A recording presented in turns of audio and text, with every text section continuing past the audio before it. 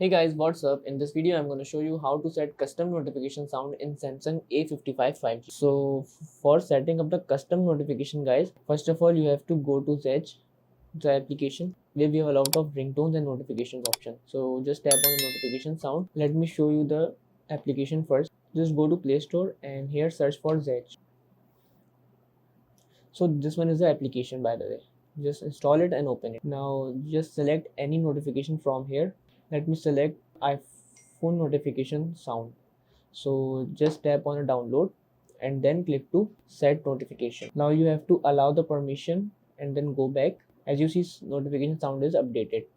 Now just go to settings and then go to sounds and vibration. After that, click to notification sound. As you guys see, iPhone ding is now set it to my notification. So that is how guys we can set the custom notification sound in Galaxy A55 5G. So that's it guys about the video. If this video helped you, kindly like the video and follow us for more tips and tricks. See you guys in next video. Take care.